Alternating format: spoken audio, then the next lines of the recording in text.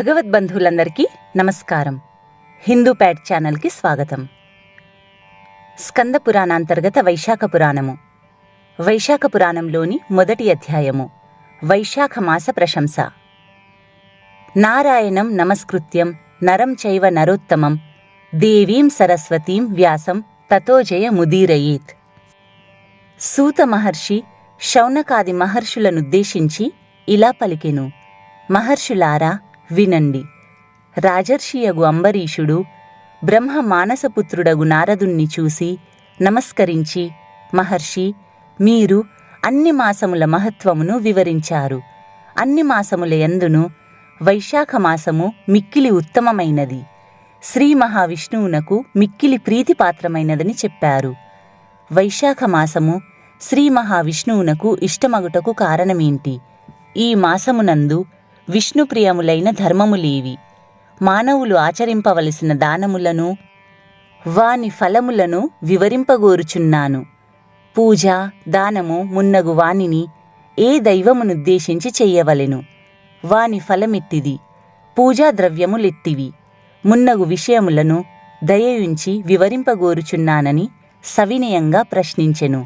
అప్పుడు నారదుడు, రాజర్షి అంబరీష, వినుము అని ఇలా పలికెను: పూర్వమొకప్పుడు నేను బ్రహ్మను మాసముల మహిమను మాసధర్మములను వివరింపగోరితిని. అప్పుడు బ్రహ్మ, నారదా, శ్రీ మహావిష్ణువు లక్ష్మీదేవికి మాసధర్మములను చెప్పుచుండగా నేను వింటిని. నీకిప్పుడు శ్రీ మహావిష్ణువు లక్ష్మీదేవికి చెప్పిన విషయమునే చెబుతాను. మాసములన్నింటిలోనూ కార్తీకము, మాఘము, వైశాఖము ఉత్తమములు. ఆ 3 మాసములలో వైశాఖ మాసము మిక్కిలి ఉత్తమము. వైశాఖము ప్రాణులకు తల్లివలె సదా సర్వాభీష్టములను కలిగించును.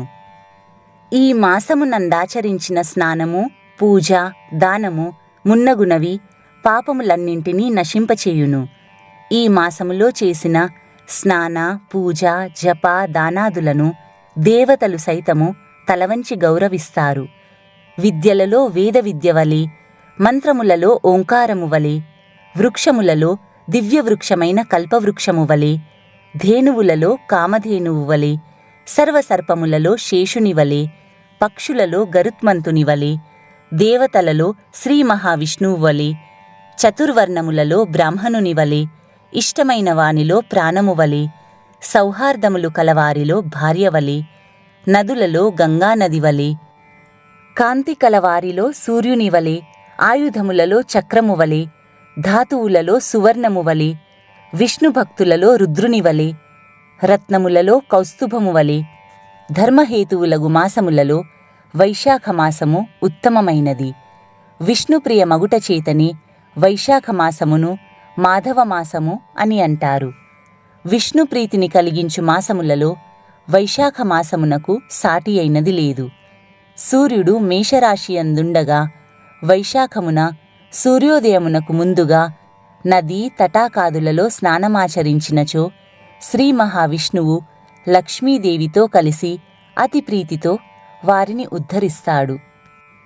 ప్రాణులు అన్నమును తిని సంతోషమునందినట్లు శ్రీ మహావిష్ణువు వైశాఖ స్నానమాచరించిన వారి విషయమున సంప్రీతుడగుచున్నాడు.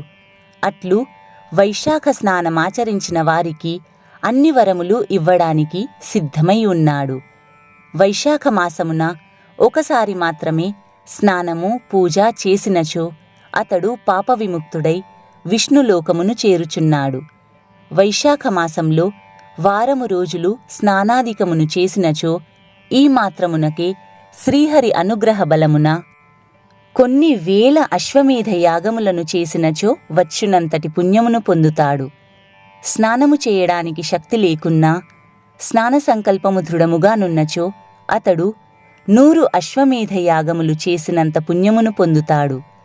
సూర్యుడు మేషరాశిలో ఉండగా వైశాఖ స్నానము నది లేదా ఏరులో చెయ్యాలని సంకల్పించిన వాడై అశక్తుడై ఉన్నా కూడా కొంత దూరమైనను ఇంటి నుండి ప్రయాణమైన వాడు వైశాఖ మాసమున నదీ స్నాన సంకల్పము దృఢముగా నున్నచో విష్ణు సాయుజ్యమును పొందుతాడు. అంబరీష మహారాజా సర్వలోకములయందున్న తీర్థదేవతలు బాహ్య ప్రదేశముననున్న జలము నది అయినను తటాకమైనను సెలయేరు అయినను అందు చేరియుండును.